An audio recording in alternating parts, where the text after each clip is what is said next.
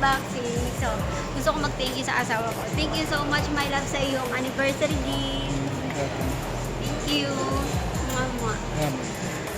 So, excited na ako. Later, guys, ano natin to? Ayusin natin. Para magamit ko na siya later.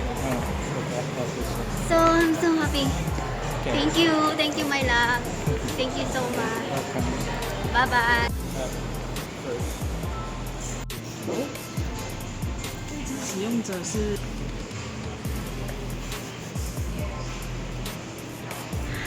I feel so happy.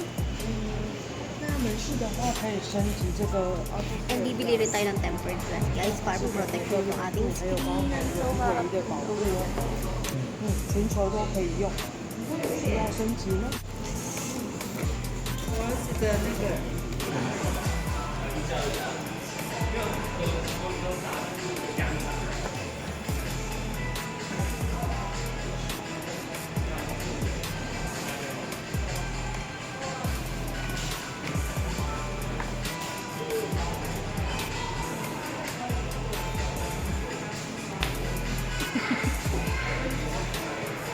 Then, Then you try to turn on.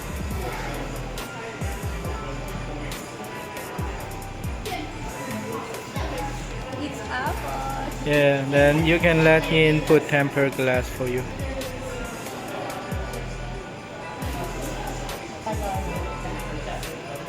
Ang tagal mag-hello. Ayan na yung hello.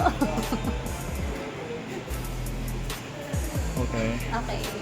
Thank you. So, hello guys! Super excited akong i-share sa inyo itong bago kong iPhone Pink Plus 256. Ito yung aking natanggap na gift from my husband sa aming 4 years wedding anniversary, guys. And super excited ako sa inyong i-unbox to. Na-i-unbox ko na to doon sa mismong store. And bili nga pala namin ito sa Hsinchu Big City, guys. Kasi doon sa pinuhuntahan namin sa Studio A is not available yung iPhone Pink Plus.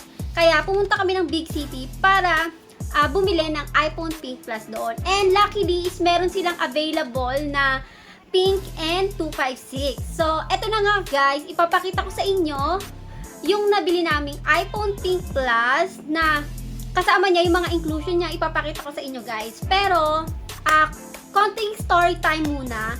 Alam nyo ba na matagal ko nang gustong bumili ng iPhone since iPhone 13? Kasi diba before naglabas sila ng iPhone 13 Pink. Diba, remember my love, that time I plan to buy iPhone 13 Pink. Kasi that time kasi, yung iPhone 13 is bumili yung husband ko ng iPhone 13 Pro Max 1TB and gusto niya akong bilan ng iPhone 13 Pink that time. But I don't like the color of pink. iPhone Pink that time. iPhone 13 Pink. Kasi so super light lang ng color ng iPhone 13 Pink. Remember? So, sabi ko, no my love, don't buy me now. And luckily, naglabas yung iPhone 15 ng pink version and super ganda, grabe. Alam nyo ba na paglabas pa lang ng iPhone 15 is gusto ko nang bumili, pero inintay ko talaga tong anniversary namin kasi nga sabi niya bibilan niya daw ako. So nag-antay na lang ako guys. Nga guys, eto na. So i-unbox na natin. So nag-unbox ko na siya kaya wala na siya ditong tape. And eto na siya guys, hindi ko na patatagalin kasi mabilis lang naman tong Eto nga pala guys, ang aking first ever iPhone. So hindi ako ganun ka-techy sa mga sa mga cellphone ganyan, lalong-lalo na sa iPhone kasi syempre first time ko lang, mas sanay ako sa mga Android ganyan. And eto nga, hindi ko pa siya naisiset, na ko lang siya, na turn on ko lang siya sa store. So i-upload ko dyan, isasama ko dyan sa video yung aking unboxing doon sa mismong store. And bumili nga rin pala ako ng tempered glass doon sa mismong store. 1,380 yung tempered glass nila. And syempre, bumili na rin ako advance ng phone case. Ito naman ay nabili ko sa Shopee, worth 199 lang. 199 NT. Ang ganda ng quality, guys. Grabe. Sobrang worth it. Sa Shopee ko lang to nabili. Worth 199. And syempre, ilalagay natin siya dito sa ating iPhone. So, ito na nga, guys. I-unbox ko na. Sobrang saya ko. Deserve ko to. So, ito na nga, guys. Charet!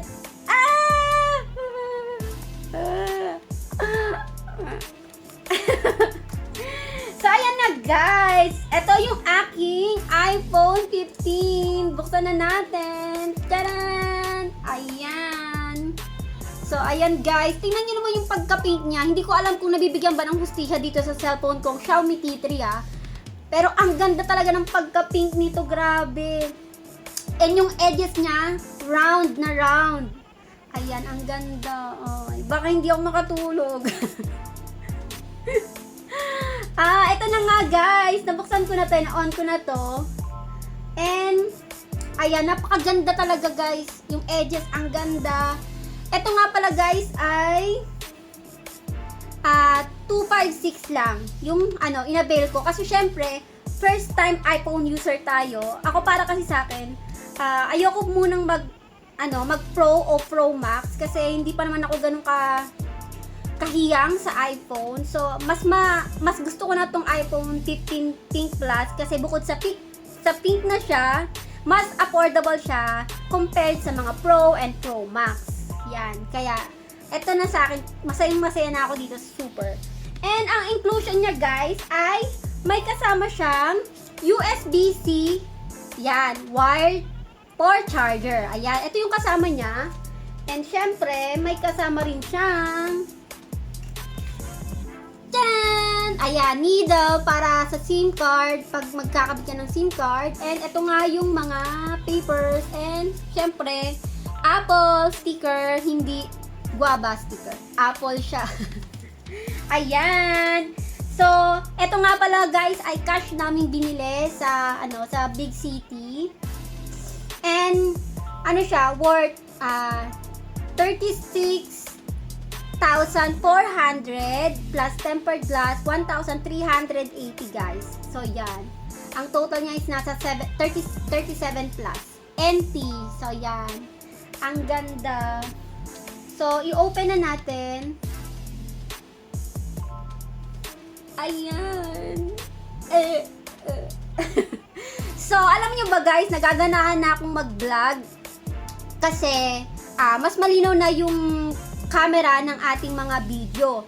Kasi dito kasi sa T3, Xiaomi, nalalabuan kasi ako hindi ako nagagandaan sa quality ng mga vlog ko talaga dito. So, ngayon is gaganahan na akong mag-vlog and siguro mas mapapadalas yung aking pag-upload sa YouTube. And kaya rin ito pinili ko dahil malaki yung screen, guys, yung Plus. Hindi ko pinili yung basic na iPhone 15 Pink kasi naliliitan ako sa screen. Gusto ko talaga yung malaki. And alam niyo ba, guys, na ito ay same size lang sa iPhone 13 Pro Max. 6.7 yung size ng kanilang screen. So, grabe. Ito talaga yung bet na bet ko. Yan. So, ayan, guys. Isi-set up ko na to and yan. Yan, hello.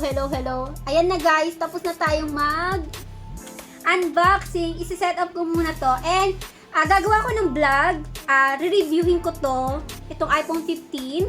And, gagawa rin ako ng vlog about comparison ng iPhone 13 Pro Max, yung cellphone ng asawa ko, and iPhone 15 Plus. I-compare ko sila, gagawa ko ng video, di ba? Wala lang, share ko lang, para sa mga gusto rin bumili ng iPhone 13 Pro Max or iPhone 15 Plus, ano yung mas worth it. So, gagawan ko yan ng vlog. Wait nyo lang dahil this coming few days hindi na ako magiging busy. So, gagawa na tayo ng maraming content. So, abangan nyo yan, guys. And kung na-enjoy nyo yung vlog na ito, please don't forget to subscribe sa aking YouTube channel. I-click nyo na rin yung notification bell para lagi kayong updated. And gusto ko mag-thank you sa lahat ng nanonood and nag-share ng aking vlog. So, see you sa aking next vlog, guys. Thank you nga. Paalam!